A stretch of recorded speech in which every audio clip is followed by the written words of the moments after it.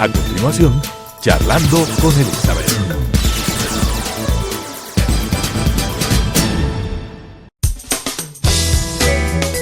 Clasificación A.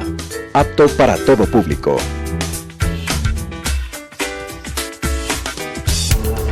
Telesucesos Canal 29 presenta Charlando con Elizabeth. Con temas coyunturales, locales, nacionales e internacionales de interés general. Charlando con Elizabeth. Muy buenas tardes, queridos amigos y amigas. En este programa Charlando con Elizabeth hemos querido invitar al economista Víctor Hugo Albán, presidente del Colegio de Economistas de Pichincha, con quien queremos tratar un tema extremadamente relevante, que es justamente el presupuesto del Estado para el año 2016. Para nadie es desconocido la coyuntura económica en la cual se está desarrollando este año, que está caracterizada fundamentalmente por una baja en el precio del petróleo, también una economía dolarizada que tiene sus competidores y sus vecinos Perú y Colombia, que obviamente tienen la flexibilización de devaluar versus una economía rígida como es la ecuatoriana, en la cual el dólar pues obviamente no tiene esas facultades y que hace perder pues una cierta competitividad con nuestros vecinos de los países fronterizos. Para tratar este importante tema pues damos la más cordial bienvenida al economista Víctor Hugo Albán, con quien queremos obviamente abordar los distintos tópicos de este tema fundamental que es el presupuesto del Estado para el año 2016. Justamente en noviembre del 2015 la Asamblea Nacional realizó ya la aprobación del presupuesto para el 2016 en un monto de alrededor de 29,000 millones de dólares. Sin embargo, entre las premisas de este presupuesto se encuentra justamente un precio del barril de petróleo de $35 por barril, lo cual en este momento ya es irreal, toda vez de que el mercado internacional se está cotizando en alrededor de 27 y hasta niveles de $20 el barril de petróleo. En esta coyuntura complicada para el Ecuador, ¿cuáles son las acciones más idóneas, por decirlo de alguna manera, que podría tomarse para que el desfase del presupuesto del 2016 pueda ser, yo diría, cubierto de una manera mucho más inteligente y menos comprometedora para los recursos futuros del Estado? Bueno, muchas gracias. La invitación realmente es muy importante que la comunidad sepa de alguien que no es político, que está vinculado directamente a la academia. Pues soy profesor de economía de varias universidades y lógicamente lo que conviene aquí a la ciudadanía es que se les explique claramente cuál es el sentido único del presupuesto general del Estado, siendo una herramienta de trabajo no solamente para el Estado, para el gobierno, sino en general para todos los ecuatorianos, puesto de que del presupuesto general del Estado se derivan muchas actividades, como son contratos, subcontratos, pago de deudas, etcétera. Se debe saber qué es lo que está pasando. En realidad, antes de la aprobación, se debe examinar la ejecución presupuestaria. ¿Cuál fue la ejecución presupuestaria en el 2015? Se dice que fue alrededor del 35 al 45%, es decir, fue una ejecución bajísima. Eso, digamos, le favoreció al Ministerio de Finanzas para dejar de dar los aportes a universidades, a ministerios, al sector público en general, que no pudo ejecutar ni poner en acción la parte presupuestaria. Las razones conocemos muchas veces: falta de eficiencia, otras falta de recursos mismo, puesto que desde el año 2015 ya se vino con escasez de recursos económicos por parte del gobierno, por parte del Estado ecuatoriano. El presupuesto general del Estado tiene dos grandes áreas, ¿no es cierto? La de ingresos y egresos. La de ingresos se financia especialmente con contribuciones, es decir, con los impuestos que genera cada ecuatoriano y da al sector público para sus gastos. Dentro de los gastos están los gastos de inversión y los gastos corrientes o permanentes, que se llaman ahora. Los gastos permanentes están absolutamente financiados con los impuestos que genera el sector privado, que generamos todos los ecuatorianos. Esto significa que de los 15.500 millones que va a gastar el Estado ecuatoriano, del gobierno ecuatoriano, en gastos permanentes. ¿Qué son los gastos permanentes? Sueldos, salarios, viajes, viáticos, etcétera. es decir, todo el engranaje que tiene el Estado para dar servicios supuestamente a todos los ecuatorianos. Esto significa que, si analizamos, primero que no se va a financiar totalmente los 15.500 millones, porque como hay una recesión aceptada por el mismo gobierno, no va a generarse la misma cantidad de impuestos previstos. Creemos que se bajará en un 36-37%, es decir, estaremos hablando de entre 8.000 millones de dólares, 8 o 9.000 millones de dólares de los 15.000 previstos. Eso significa que habrá que bajar el gasto permanente, que habrá que reducir las plazas de trabajo, habrá que dejar de comprar vehículos. Los señores asambleístas tendrán que dejar de tener 3, 4 asesores, ¿no? del gasto. Es decir, tendrán que bajar el gasto permanente, que es el que preocupa muchísimo a la gente. Han hecho comparaciones de cuántos empleados públicos habían en el 2006 y cuántos hay ahora, etcétera. Todo eso tiene que preverse y lo están haciendo. Entiendo que lo están haciendo. Perdón que le interrumpa, justamente de la proforma que fue aprobada por la Asamblea.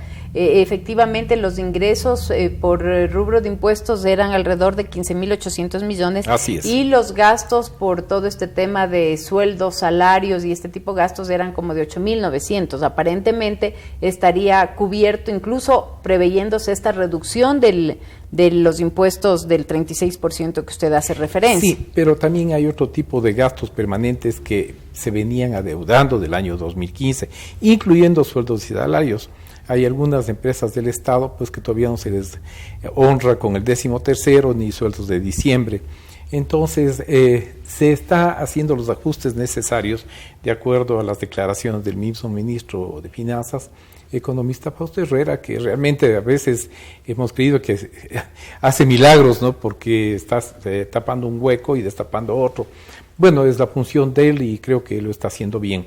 Ahora ya en los gastos de inversión, que son los que realmente debería explicar el mismo gobierno, que son las escuelas del milenio, es decir, en 3 grandes rubros se ve la inversión del sector público de este rato, que de acuerdo a la Constitución no puede dejar de hacerlo, que son educación, salud y seguridad. No, vialidad está en segundo plano, pero los 3 no puede dejar de seguirlos haciendo.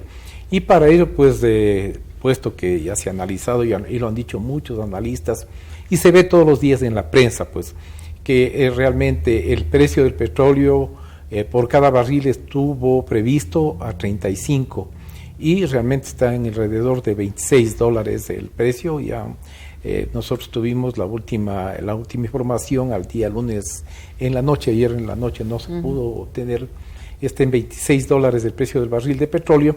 Realmente es alarmante porque son $11, alrededor de 10, $11. Claro, es una diferencia importante de que va a repercutir. ¿Cómo se va a cubrir esto? Hemos conversado con varias autoridades y lógicamente bajando la inversión pública y sobre todo con deuda, ¿no? La deuda que se ha contraído, la que se conoce y se desconoce, normalmente es con China.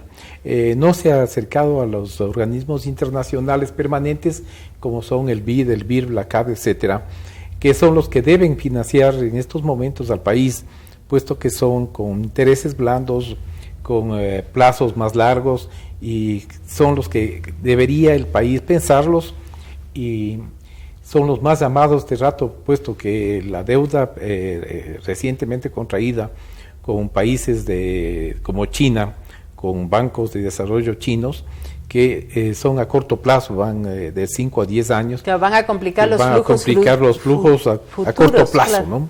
A corto plazo, no Sin muy embargo, futuros, ahí sino yo me plazo. permitiría hacerle una reflexión que le escuché en días pasados en un debate que tuvo el ministro de Coordinación Económica, que decía que ellos sí han acudido a las fuentes como el BID, por ejemplo, la CAF, y que inclusive los montos que ellos habían aceptado de parte de estas instituciones estaban dentro de los márgenes y los topes que estas instituciones entregaban a cada uno de los países. Entonces, aparentemente ahí ellos estarían obviamente diversificando sus fuentes de financiamiento, a pesar de que la concentración obviamente con la China es extremadamente notoria y alta, ¿no?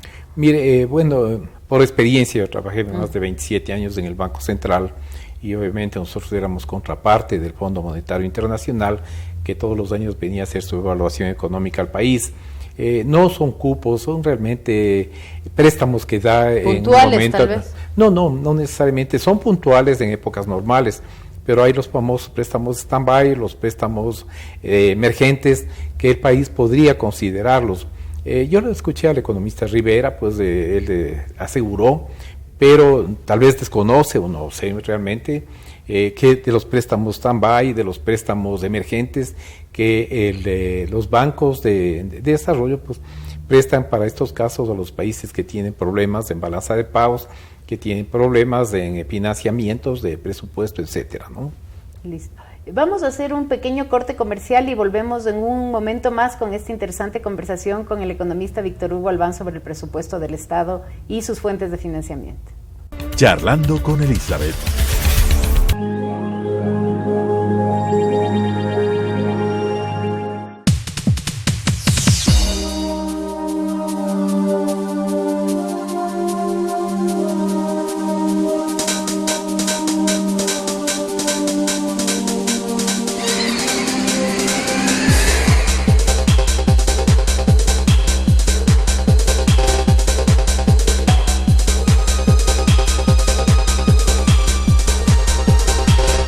Telesucesos, porque Quito TV.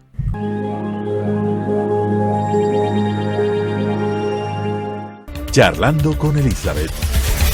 Retomamos nuestra interesante entrevista. Economista Albán, justamente usted comentaba la diversidad de fuentes de financiamiento que el Estado puede tener y obviamente las reducciones que tal vez en el área de inversión deberá hacer el Ecuador en el año 2016, justamente para ajustarse a su nivel de ingresos reales, dadas las bajas del precio del petróleo y de algunas otras variantes que se podrían dar por los ingresos, como también podrían ser el tema de impuestos. Yo quisiera que usted nos comente justamente este debate que se ha abierto entre los dos modelos que se plantean. El modelo que mantiene este proceso de la Revolución Ciudadana, que es un modelo en el que justamente todos los importantes ingresos que se ha tenido durante estos 10 años se han invertido en obras de infraestructura como son hospitales, escuelas del milenio, vías, es decir, obras que no escapan al conocimiento de los ciudadanos porque las vemos todos los días, pero sin embargo, pues obviamente hay fuentes contrarias que dicen que durante este periodo y estos 10 años de bonanza petrolera y de precios interesantes, lo que se debió haber hecho es tal vez un ahorro líquido que permita cubrir estos desfases que en este año, en el 2016, es mucho más evidente y que lo vamos a tener. ¿Cómo usted puede interpretar o hacer un análisis de estas dos posiciones? ¿Cuál, sin querer ser ahora yo diría el exacto en decir qué es lo que se debió haber hecho, porque eso ya obviamente está ejecutado, pero tal vez cuál debió haber sido un balance que no nos ponga este rato a pasos del abismo y que nos esté impidiendo un desarrollo normal, inclusive que se esté hablando ya de una crisis y de una desaceleración del crecimiento de la economía?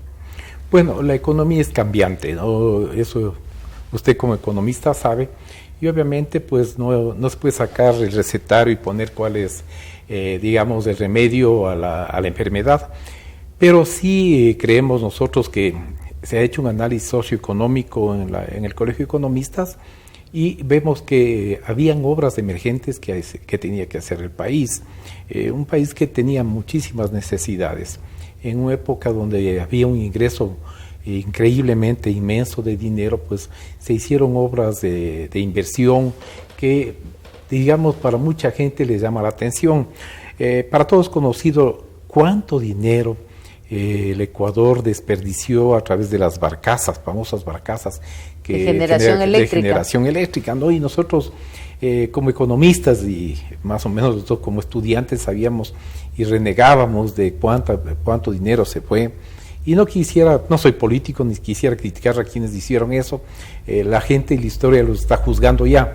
Lo más importante aquí es analizar si las obras de infraestructura como son las hidroeléctricas son importantes. Yo considero que sí, porque hasta la fecha, como todavía no están en funcionamiento increíblemente para los ecuatorianos, todos debemos saber que importamos energía eléctrica de Colombia y Perú, y eso se nos va una gran cantidad de dinero, y por eso son los famosos déficits de balanza de pagos. Por otro lado, ha habido obras que no han sido tan indispensables, necesarias, pero son realmente requerimientos que el país tenía que estar más o menos a niveles de Chile, a niveles de Perú, de Colombia, en cuanto a infraestructura en educación, por ejemplo. Para todos es desconocido que la infraestructura en educación ha tenido un cambio sustancial. Sin embargo, pues de eso nunca se previó que iba a suceder lo que sucedió. El Ecuador estaba siempre acostumbrado a tener una reserva. Esta reserva pues ha dejado de existir. El estilo de gobierno del actual presidente era invertir. Y hay obras que realmente el país no conoce, pero nosotros por razones de trabajo hemos estado en la provincia de Manabí, por ejemplo, y cuando uno va a poblaciones como son Cojimíes y donde ve un hospital por primera vez en la historia de 10 camas, en donde la gente tenía que trasladarse a Puerto Viejo y a veces en el trayecto se morían. Este rato, pues la gente, por ejemplo, de esos sectores adora al presidente Correa, adora el sistema, porque nunca fueron atendidos de esa manera. En la vialidad no se diga, es digamos una carta de presentación del actual gobierno el haber terminado la vialidad. Sin embargo, de eso pues hemos recibido nosotros permanentes quejas de los contratistas que realmente no se les paga, ¿no? A un solo contratista se le debe como 480 millones de dólares, entonces ¿de qué inversión podemos hablar? Eso es importante también que conozca la comunidad. Hay una cosa importante y le pedimos, lo hemos dicho claramente al señor ministro de Finanzas y hemos hablado con varias autoridades que de la deuda que están contrayendo con China, de los bonos que están negociando, se honre un porcentaje a los contratistas, ¿no? Porque ellos están desesperados de rato. Además eso es un están flujo, cerrando, pues, ¿no? Claro. Si queremos reivindicar la economía del país, hay pequeños contratistas que tienen pequeñas empresas de seguridad que han recurrido donde nosotros realmente con desesperación a ver si se les hace un puente con el señor ministro de Finanzas para que se les pague. Deudas de 50, 60 mil dólares que están quebrando las empresas. Entonces nosotros pedimos a través de este prestigioso medio, ya lo he hecho a través de otros, que se honre estas pequeñas deudas a, digamos, estos pequeños contratistas y no se permita que sucumba la economía más de lo que está sucediendo este rato. Es un clamor general. Hemos pedido a Fausto Herrera pues que nos ayude de esta manera y que además evite digamos del palanqueo pagado, ¿no? Porque hay mucha gente que está prestándose para decir yo tengo influencias con el ministerio, con el ministro, con la viceministra y todo. Entonces les está extorsionando a la gente, les está pidiendo dinero y sin embargo no hay resultados. Entonces a través de este medio, públicamente lo digo, que por favor se cancele por lo menos porcentualmente a estos pequeños y grandes contratistas del Estado.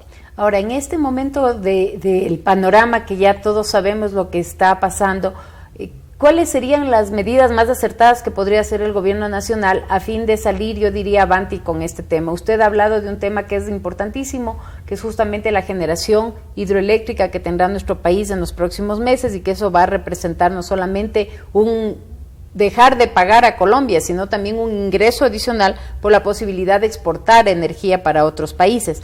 Sin embargo, tal vez yo digo es un tema de tiempos, esto todavía no ha entrado en funcionamiento en la magnitud que hubiésemos querido y tenemos pues obviamente un bache que de alguna manera habrá que cubrir. Sin embargo, tenemos el optimismo y la expectativa de que esto va a salir bien, pero ¿qué sugerencias o qué recomendaciones, que yo sé que es un poco comprometedor y difícil hacerlo, podríamos nosotros advertir para que estos meses pasen pues sin un mayor agravante, ¿no? Mire, de los análisis que hemos hecho, ¿no?, que se han realizado en el Colegio de Economistas, que son reales, son puntuales y además no son políticos, no estamos persiguiendo. Son prácticos. No estamos persiguiendo absolutamente nada, creemos y recomendamos nosotros, como es obvio, todos lo han dicho, bajar el gasto, ¿no? Tanto el gasto de inversión como el permanente. Pero esa no es una sola solución. La otra solución es buscar mecanismos de financiamiento. En un año electoral difícilmente va a subir el gas, difícilmente va a subir la gasolina. Hemos planteado nosotros que hay 5 puntos puntuales que está planteando el Colegio de Economistas, que oportunamente lo daremos a conocer a través de este magnífico programa, y obviamente en compañía de otros analistas económicos que están vinculados al colegio, como es el caso del economista César Robalino, quien está vinculado al colegio directamente este rato haciendo este tipo de trabajos y nos ha planteado ya los 5 ejes que se quiere plantear al gobierno, que será una primicia, pues ¿quiénes más somos los demás que los economistas a dar soluciones prácticas, no muy políticas, sino prácticas para salir de la crisis? Porque debemos admitir, y el gobierno admite, de que existe crisis. Y al existir crisis económica no es que lo estamos percibiendo mañana, esto es a mediano plazo. En varios meses ya se sentirá lo fuerte que va a ser la crisis con el despido masivo de trabajadores. Le hablaba hace un momento de pequeños contratistas que están con el gobierno en seguridad, por ejemplo, que van a tener que despedir a sus trabajadores. Estos trabajadores se suman a un ejército del 52% de desempleo que existe en el país. Obviamente, pues de esto queremos nosotros dar una ayuda sugiriendo, ¿no? Porque no podemos hacer más. Y que una cosa importante, que si hay que contratar deuda, se contrate, pero selectiva, sin afectar el futuro del país. Listo. En todo caso, queridos amigos y amigas, estamos llegando a nuestra parte final del programa. Creo que ha sido un programa enriquecedor, bastante técnico, y gracias a nuestro invitado por el esfuerzo que ha hecho en que sea lo más didáctico posible. A veces para los ciudadanos no es fácilmente entendible, sin embargo hemos querido explicar de una manera sencilla cuál es la situación, este momento del presupuesto del Estado ecuatoriano, y estamos seguros de haber logrado pues llegar a sus hogares con un mensaje muy claro. Se ha sugerido una reducción del gasto, obviamente en estos meses al menos, mientras pues se logre una mejora de los precios del petróleo, y sobre todo mientras justamente este año, que es un año complejo, pues no dé muestras de mejoras en todo lo que representa el ingreso para el Estado ecuatoriano. Queremos agradecerle muchísimo a nuestro invitado, Víctor Hugo Albán, comprometerlo e invitarle para que en una próxima ocasión nos pueda comentar sobre estas propuestas que desde el Colegio de Economistas se harán justamente para aliviar y mejorar el manejo de la economía en estos momentos complejos. Y pues obviamente a ustedes agradecerles por su tiempo y por dedicarle este espacio a este importante programa Charlando con Elizabeth. Les invitamos para que nos sigan viendo en nuestro reprise el día sábado y domingo a las 5:30 de la tarde. Muchísimas gracias por su atención y esperamos en nuestro próximo programa.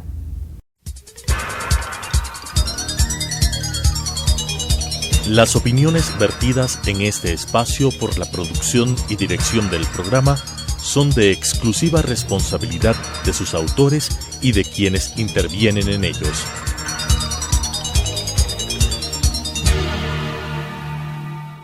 Telesucesos Canal 29 presentó Charlando con Elizabeth. Con temas coyunturales, locales, nacionales e internacionales de interés general. Charlando con Elizabeth.